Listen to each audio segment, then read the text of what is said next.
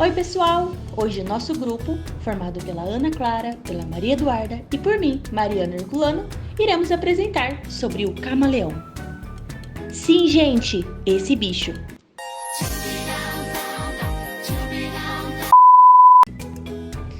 Galera, ele realmente é um galã da TV, mas vamos lá! Mas antes de falarmos sobre essa fofura, precisamos voltar um pouquinho no tempo e traçar uma linha evolutiva. Afinal, quando foi que o reino animal surgiu? E como eram esses primeiros animais primitivos?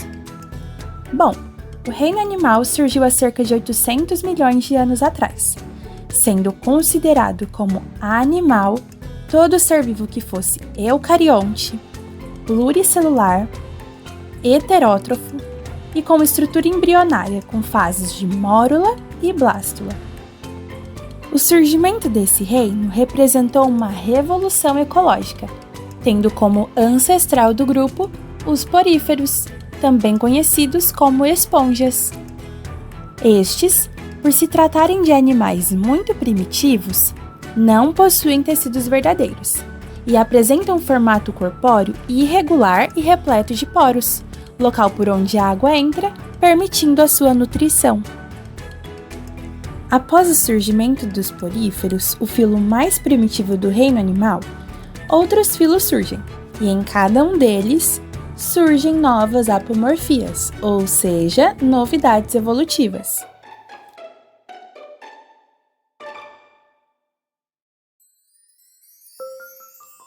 Quinidários, plateumintos, nemateumintos, moluscos, anelídeos, artrópodes e equinodermos são os filos subsequentes aos poríferos e antecessores dos cordados, onde estão localizados os camaleões.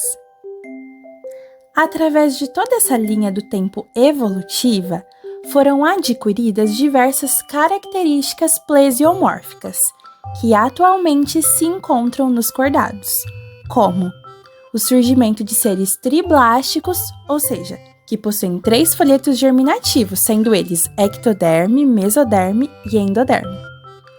A assimetria bilateral, que por meio de um único plano de simetria faz uma divisão em 2 partes iguais.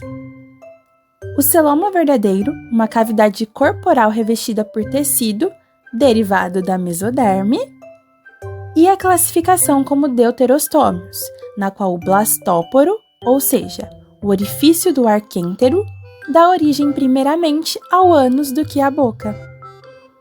Além disso, os cordados também possuem, em algum estágio de desenvolvimento, algumas características que os diferenciam dos demais filos, sendo elas a notocorda, uma haste flexível que permite a sustentação corporal, o tubo nervoso dorsal, que se desenvolverá no sistema nervoso, as fendas faringianas, que possuem a função de filtrar o líquido presente no meio e absorver alimentos e nutrientes, o sistema digestório completo com o ânus e boca, e a cauda pós-anal, conferindo a capacidade de locomoção em meio aquático. A partir daqui, as novidades evolutivas passam a ficar cada vez mais específicas e complexas. Portanto, nós podemos ainda dividir o filo dos cordados em 3 subfilos, sendo urocordados, cefalocordados e vertebrados, que ainda podem se ramificar em 5 classes: peixes, anfíbios, aves, mamíferos e répteis, onde está o nosso camaleãozinho. Algumas características morfológicas adquiridas pelo grupo dos répteis são poucas glândulas, impermeabilidade da pele e a sua cobertura por escamas e/ou placas ósseas, a presença de pulmões bastante eficientes e ovos com cascas e anexos. Pessoal, pensando nos quesitos evolutivos, podemos dizer que essas adaptações foram extremamente vantajosas para que esses animais vivessem em ambientes mais secos, por exemplo, propiciando um avanço às pressões do ambiente e, consequentemente, o aumento da diversidade de espécies dessa classe. Tá, mas agora vamos continuar com a nossa linha do tempo? Afinal, ainda temos um caminho para terminar de traçar se quisermos chegar nos camaleões, não é mesmo? Bom, partindo de onde paramos, os répteis, podemos dizer que eles se subdividem em 4 ordens.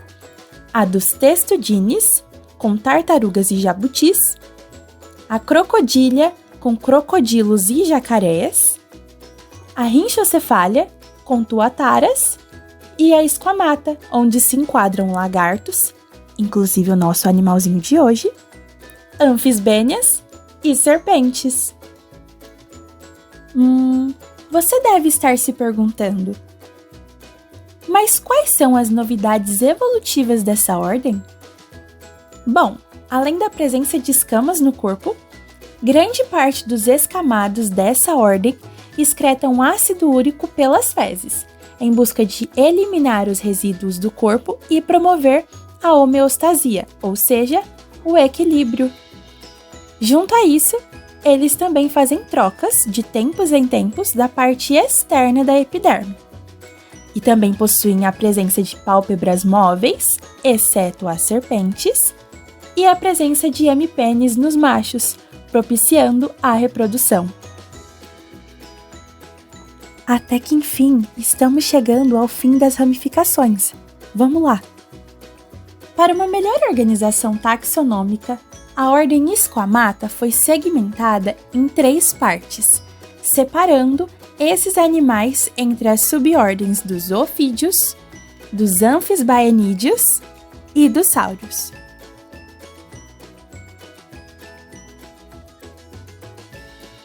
E é nos sáurios que está a família Chamaeleonidae, a responsável por agrupar todos os gêneros e espécies de camaleões. Ah, uma curiosidade muito interessante. O camaleão mais antigo já descrito é conhecido como Ankygosaurus brevicephalus do Paleoceno Médio e existiu há cerca de 58,7 a 61,7 milhões de anos atrás na China. Demais, né? Entretanto, os camaleões provavelmente sejam muito mais antigos do que isso, talvez compartilhando um ancestral comum com iguanídeos e agamídeos há mais de 100 milhões de anos, e com possíveis casos de monofilia entre a família. Ufa! Fala sério, gente. Foi uma longa viagem, não foi? Portanto, podemos dizer que os camaleões pertencem ao reino animal, ao filo dos cordados, ao subfilo dos vertebrados, à classe dos répteis, à ordem Esquamata, à subordem dos sáurios e à família Chamaelonidae. Agora vamos falar um pouquinho sobre as subfamílias e gêneros. Bom, pessoal, é importante ressaltar que as subfamílias fazem parte da família Chamaeleonidae, que é a família dos camaleões, existindo 2 subfamílias com 10 gêneros no total. Mas quais são essas subfamílias? Bom, pessoal, elas são a Chamaeleoniae e a Bruchsinae. A subfamília Chamaeleoniae abrange os camaleões típicos, ou seja, as espécies de tamanho normal, sendo elas a Bradypodium com 25 espécies no sudeste da África, a Caluma com 31 espécies em Madagascar, Camaleo com 14 espécies na Europa, África e Ásia, Furcifer com 22 espécies em Madagascar e nas Comores, Quiniôngia com 18 espécies na África subsaariana, Nadzicâmbia com 2 espécies em Moçambique e Malawi e, por último, Arcaios com 1 espécie nas ilhas Seychelles. Já a subfamília Bruchsinae abrange os gêneros de camaleões anões, ou seja, o gênero Bruchisia com 30 espécies em Madagascar, Ranfoleon com 18 espécies no leste da África e Ribleon com 3 espécies no leste da África. Agora, vamos falar um pouquinho sobre as espécies. Mas quantas espécies existem? Bom, pessoal, existem cerca de 80 espécies de camaleões, sendo elas camaleão pantera, camaleão do Iêmen, camaleão gigante de um chifre, camaleão Tarzan de listras laterais, camaleão de Jackson e camaleão comum. E é importante lembrar, pessoal, que essas são as principais espécies dentro das duas subfamílias. Agora, vamos falar sobre as características do camaleão. Dentre as características apresentadas pelos camaleões, podemos destacar o seu corpo estreito e lateralmente achatado, medindo cerca de 60 centímetros de comprimento, além dos membros verticais com patas fortes, nas quais estão presentes 5 dedos, que se organizam em grupos opostos de 2 contra 3, o que lhes auxilia a agarrar, funcionando assim como uma pinça. Entre os dedos do mesmo grupo, estão presente uma membrana que lhes confere maior força. Pessoal, o Pascal é uma exceção.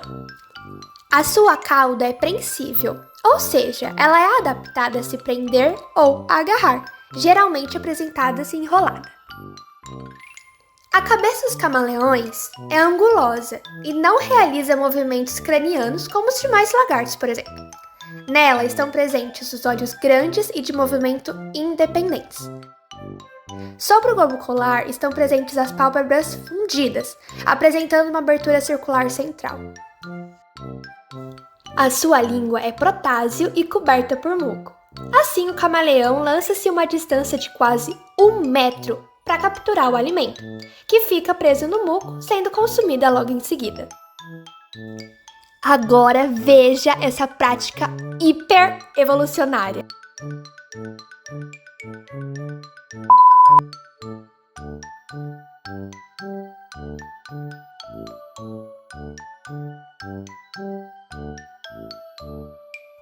Aplausos, gente, por favor!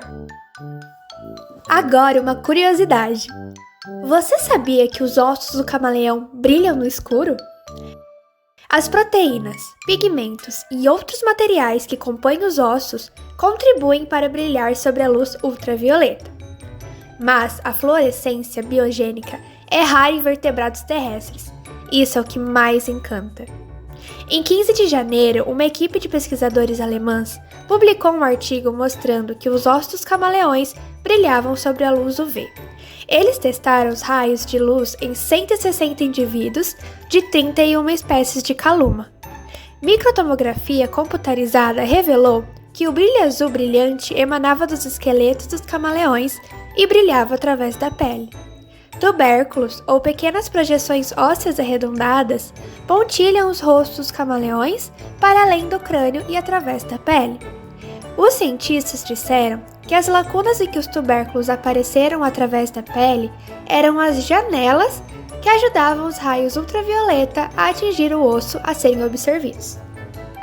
Nós humanos conseguimos enxergar esse fenômeno, mas não tão bem quanto outros camaleões.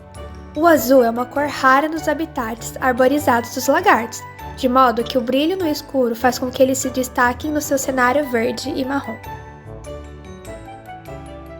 E agora vamos falar de uma característica mais predominante do camaleão. Vamos falar sobre sua mudança de cor.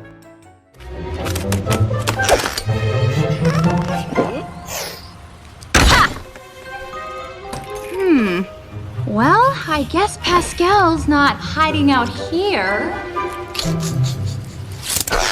Gotcha! Depois dessa, eu duvido que você não ficou curioso para entender como que isso funciona. Bom, eles conseguem mudar de cor graças à camada de células com pigmentos coloridos, chamados de cromatóforos. Essas células podem ter tons variados, que incluem o verde, o vermelho, o rosa, o marrom, o azul, o amarelo e o preto. Os cromatóforos são encontrados logo após a epiderme, que nesses animais é transparente. A mudança do camaleão está sob o controle neuronal, em função de estímulos visuais, tais como o cenário onde ele vive, a luminosidade, a sua temperatura e também o seu estado psíquico. A mudança de coloração está relacionada com a camuflagem, a defesa do território e a atração de parceiros. Pessoal, agora vem cá, rapidinho. Vamos falar sobre a reprodução do camaleão? Bom, como é a sua reprodução? A maioria dos indivíduos alcança a maturidade sexual durante o primeiro ano de vida, e o seu período de acasalamento pode ocorrer de junho a setembro. Mas tem um problema. Eles não toleram a presença de outros camaleões em um mesmo território. E pausa aqui, galera. Assim, esses animais apenas se unem a outros em épocas reprodutivas, mas também pode variar em diferentes regiões que habitam. Por isso, gente, os machos se tornam mais agressivos, como o Pascal, com um comportamento territorial evidente, se impondo na área em que querem dominar. Além disso, as fêmeas se acasalam geralmente com um único macho.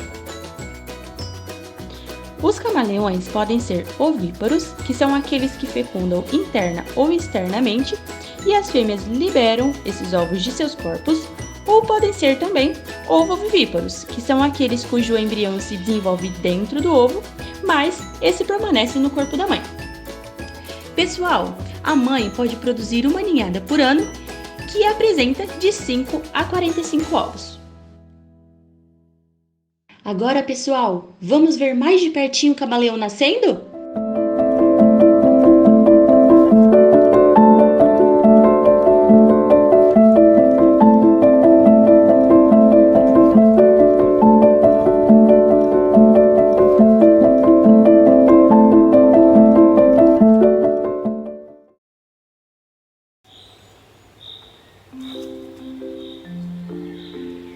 Os camaleões apresentam-se distribuídos principalmente na África, Madagascar, além da Arábia, Índia e Sri Lanka.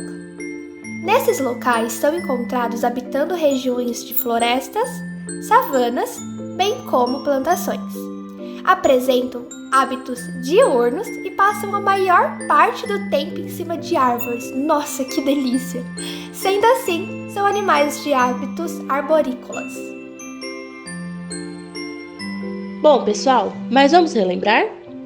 No episódio de hoje, podemos ver como surgiu o reino animal e quais as principais apomorfias e plesiomorfias que os filos sofreram, até chegarmos nos camaleões. Também vimos mais especificamente a classificação taxonômica desses animaizinhos, suas subfamílias e principais espécies. Além disso, você também pôde compreender quais foram as principais características adquiridas pelo camaleão, seus hábitos reprodutivos e habitats naturais. Ufa, pessoal! Tenho certeza de que muitos conhecimentos puderam ser aprendidos, não é mesmo? E com isso, mais um episódio do GeoPlanet chega ao fim. Mas não deixe de sempre explorar mais e mais sobre o reino animal, que esconde ainda muitos mistérios. É isso, pessoal! Te esperamos no próximo episódio do Que Bicho é Esse? Tchau, tchau!